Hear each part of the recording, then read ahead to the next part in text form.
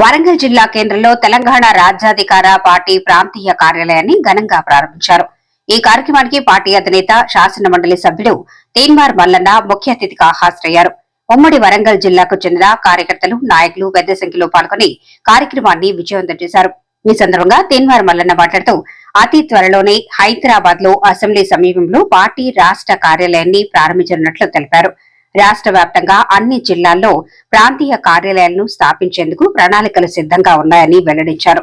రాష్ట్ర వ్యాప్తంగా కార్యాలయాల ప్రారంభంలో భాగంగా మొదటిగా వరంగల్ జిల్లాలో కార్యాలయాన్ని ప్రారంభించడం ఆనందంగా ఉందని మల్లన్న పేర్కొన్నారు. కార్యకర్తల సమక్షంలో కార్యాలయం ప్రారంభించడం ప్రత్యేకంగా భావిస్తున్నట్లు చెప్పారు.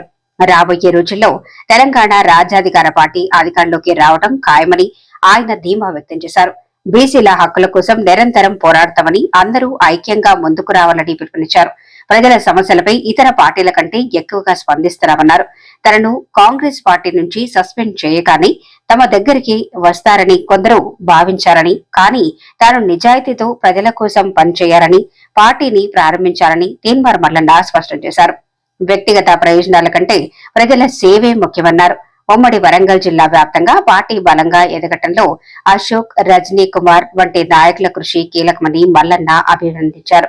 రాష్ట్రంలోని ప్రతి జిల్లాలో పార్టీ శక్తివంతంగా మారుతోందని తెలిపారు.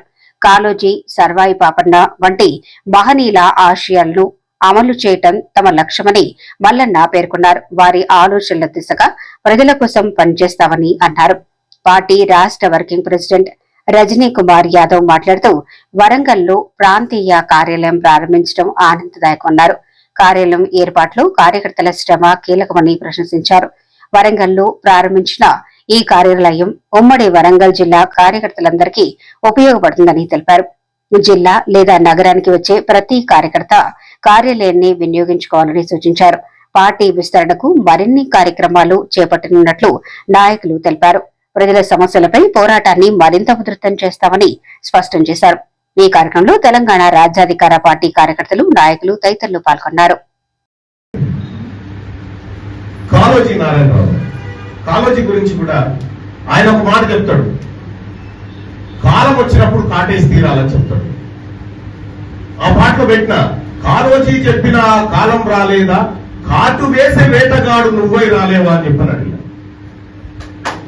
సర్దార్ సర్వాయి పాపన్న గురించి పెట్టిన ఇట్లా వాళ్ళ దాంట్లోంచి నేను వాళ్ళ ఫోటోలు కాదు, వాళ్ళు ఏం చెప్పారో ఆ పనిలోకి దిగిన, వాళ్ళు చెప్పినటువంటి పనిలోకి దిగిన. ఇక్కడ ఉన్నటువంటి మహనీయులు ఫోటోలు కాదు, వాళ్ళు ఏం చెప్పారో ఆ పని మనం చేయాలి.